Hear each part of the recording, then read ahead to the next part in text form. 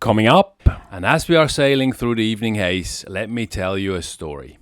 The legend of Risin the giant and Kellingin the witch.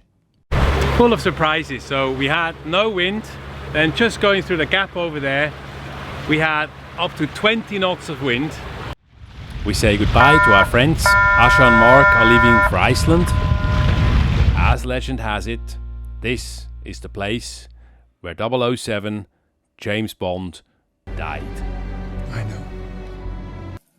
That evening, as the man cooked the meat of his catch over a large fire, the seal woman appeared. Now there shall be revenge. Kastandi, kvínandi, böltandi, andandi, rullandi, sjóandi, svimjandi, standandi, gonandi, gausandi, sjóur og mot skújun. Berandi, plöandi, skjumandi, rennandi, framtjöknum aldurnar spennandi, laktandi, svæma á barun og frujun.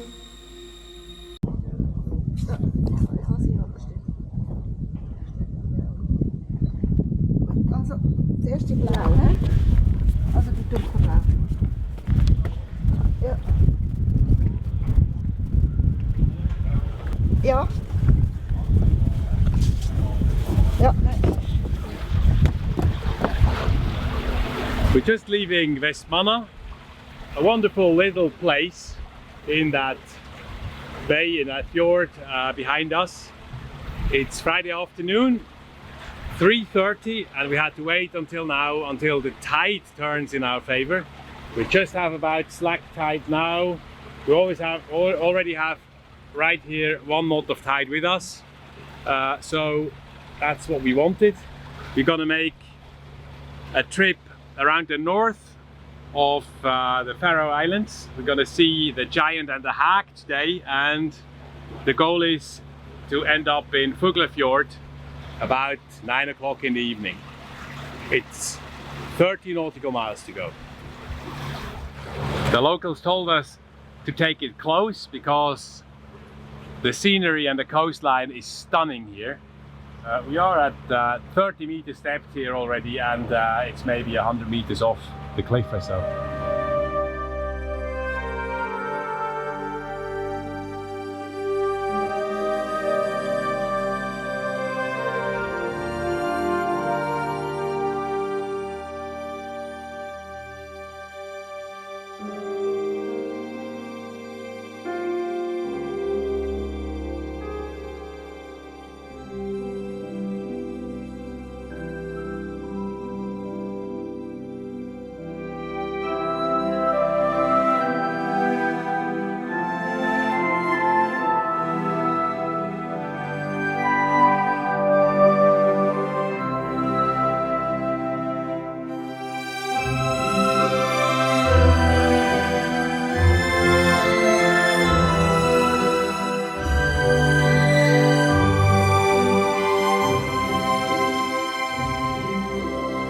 Just past the northwestern corner here of the main island, and we're heading to this structure down here, which is called the Giant and the Hag.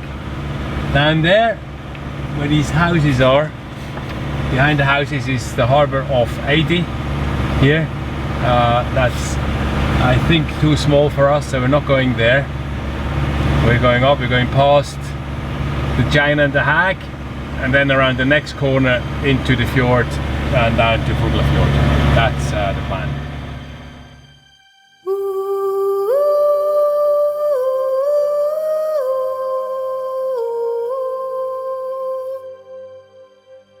And as we are sailing through the evening haze, let me tell you a story.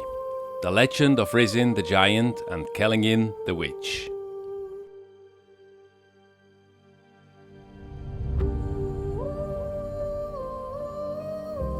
Once upon a time, the giants in Iceland were envious and decided that they wanted the Faroes.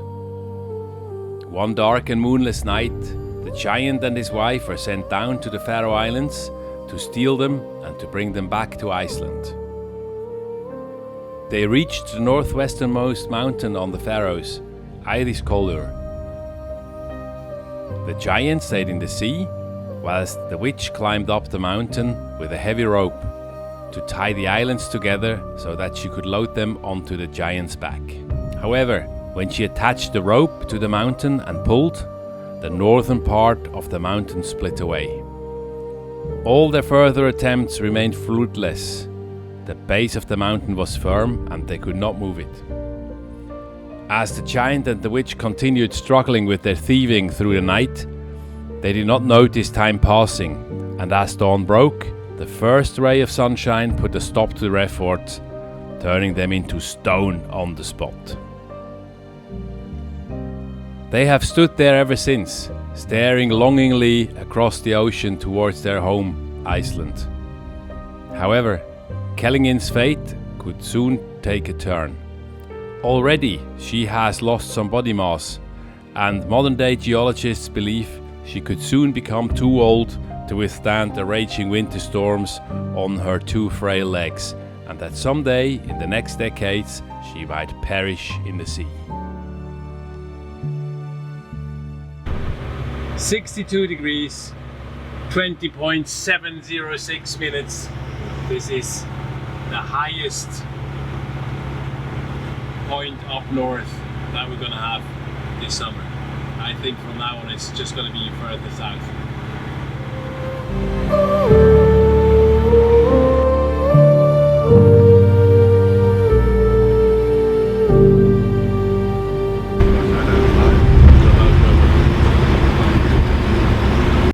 Full of surprises. So we had no wind, then just going through the gap over there we had up to 20 knots of wind, and now it's 0 again. So in a distance of maybe 1.5 nautical miles we had that extreme in wind, which is quite extraordinary, I think. But that's probably how it is up here. As we enter the fjord, we are once again in awe about the impressive landscape that opens up in front of our eyes. The village of Fuglafjørður is located at the end of the fjord and expands into the surrounding steep hills. It is 8 p.m. when we make fast on the visitor pontoon in the small harbour. The pontoon is big enough for 2 boats and has fresh water but no shore power. Diesel can be had from the harbour master. Berthing is free, and often the village is the last stop for northbound yachts before they start their passage through the North Atlantic to Iceland and Greenland. The population is about 1,600, and the local economy is based on shipping, marine services and processing fish and fish meal.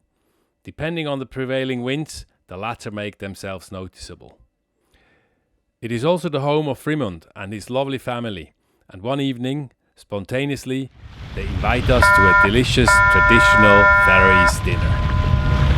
Good morning, it's Monday the 19th of June and we just left Fuglafjørður after a very nice stay. This is a lovely village and we made new friends, Frímund and Maribel and their 2 boys, Franz and Fritz, and we were invited to a nice dinner yesterday, a typical Faroese dinner which was delicious, so thank you very much for that again. That was such a lovely evening.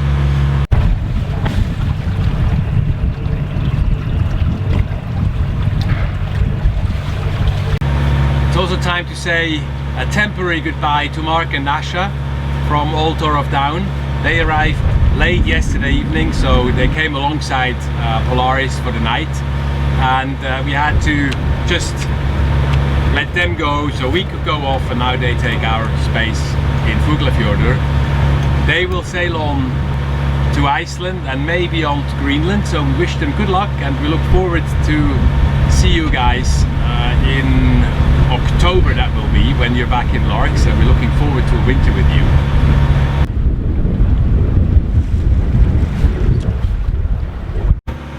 Today's trip will take us from Fuglafjørður down here, the fjords and sounds, across into the harbour of the capital city of Tórshavn.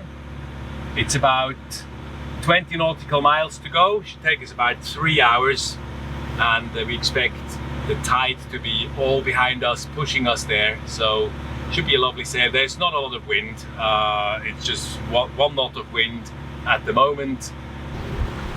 We should be in Tórshavn about 2 o'clock, 1:30, 2 o'clock today.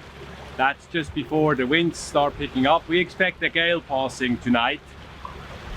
And we wanted to be in Tórshavn early because next weekend there is a music festival which we want to participate in, or which we want to visit, and we have to be early. The harbour is set to be packed quite a lot, like quite many boats are arriving, so that's why we're hopefully on Monday we will get some space to park Polaris for that time. It's become a bit foggy out here, a bit yeah, visibility is about 2 nautical miles at the moment. Switched on the radar, but there's not a lot of boats around. And we're at half point, so another about 10 miles to go. At the speed we're doing at the moment, it's a bit more than an hour and we should be there.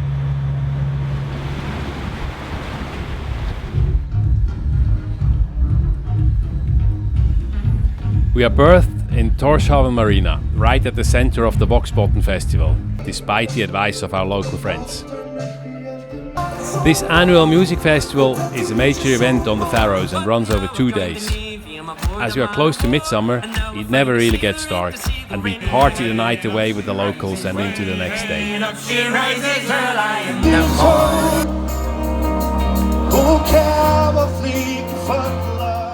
We even get a free ticket, because there is no other way to access Polaris than by walking through the festival area.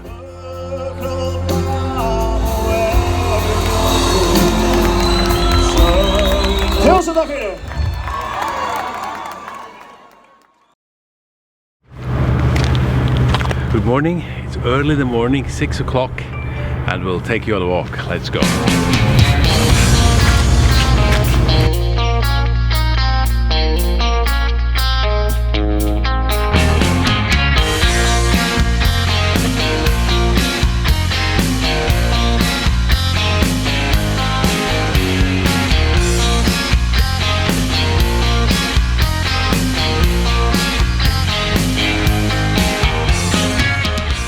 Travelling by public transport is rather straightforward on the Faroe Islands. Buses run reasonably regularly, and there is an excellent network of roads, tunnels, both on land and under the sea, and ferries that connect the islands. Local buses in Tórshavn are free, but the long-distance buses require a ticket.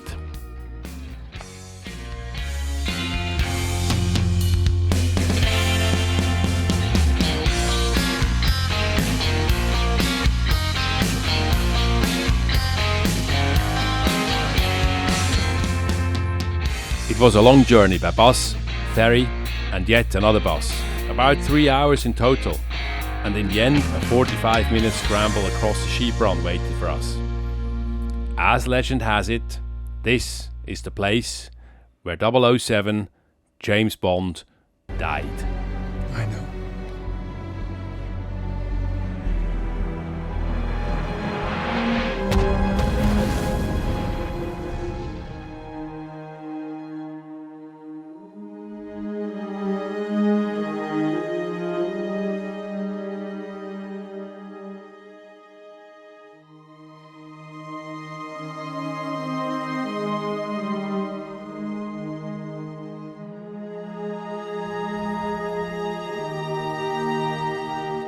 On a clear day, the view must be stunning here. But today, the beauty of the place is hidden behind a thick veil of fog. So I convinced Catherine to walk back to the village of Trøllanes to get our lunch under the promise to return should the weather clear up in a couple of hours. Down there, the sun was out, and we could not wish for a better place to have our lunch than in the company of a large colony of puffins amid the rugged cliffs.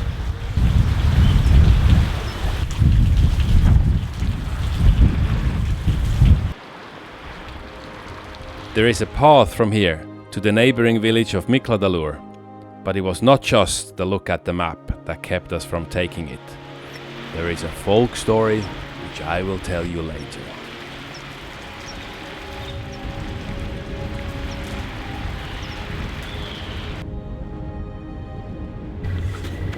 And sure enough, it looked as if the weather had cleared up at the cliff top, and keeping my promise, we walked back up to the lighthouse, only to find the cliffs still hiding under a thick layer of fog.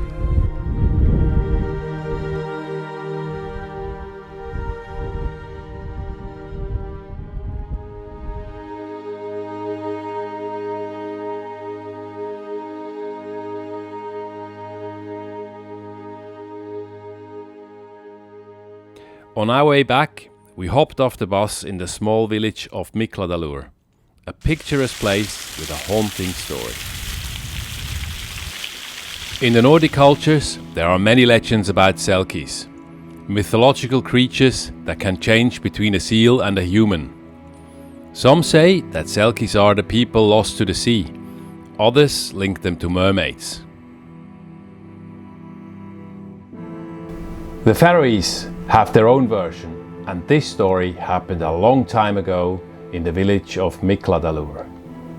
Every 13th night of the year, the selkies are permitted to spend the night on dry land to dance and have fun.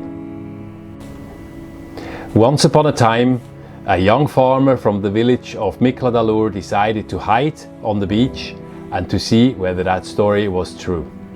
He saw a big number of selkies swim ashore, and when they shed their seal skins, they appeared to be normal human beings. Selkies can only return to the sea in their seal skins. One beautiful selkie girl particularly caught the eye of the young farmer, and so he jumped out of his hideaway and stole her seal skin. As the wild party came to an end, the selkies slid back into their seal skins and returned to the sea, all except the beautiful selkie girl whose skin the young farmer had stolen. When the young farmer came out of his hiding place, she begged and pleaded him to give her back her seal skin, but he refused and made her follow him to his farm. He locked away her seal skin in a chest, married her, and together they had several children. To ensure the selkie woman would not return to the sea, he kept the chest always locked and kept the key on his belt. One day, however, when he went on a fishing trip, the man forgot his key. And when he realized his mistake, it was already too late. The selkie woman had returned to the sea. The selkie woman rejoined her seal husband, who had longingly waiting for her return. However, she never forgot the children she had with the Mikladalur man. Whenever they went to the shore, a seal prevented them from entering the sea. People say that this seal was their mother. One night, before the man from Mikladalur planned to go on a seal hunt, the seal woman appeared to the farmer in his dream and warned him not to kill the large bull seal and the two pups, as they were her husband and sons. The man woke up, not taking the dream very seriously, and he went with the other men and they killed the bull seal and the two pups and divided their catch amongst them. That evening, as the man cooked the meat of his catch over a large fire, the seal woman appeared. She yelled and cursed to the farmer in her grief. "Now there shall be revenge to the men of Mikladalur. Some will die at sea and some will fall from the mountain tops, until there are as many dead as can link hands all around the shores of the Isle of Kalsoy." Then she vanished and was never seen again. And every time a man from Mikladalur is lost to the sea or falls off the top of a mountain, some people believe that this is due to the curse of the seal woman. We did not walk the exposed cliff path from Trøllanes to Mikladalur. We had done our research beforehand, we knew the story, and we were warned.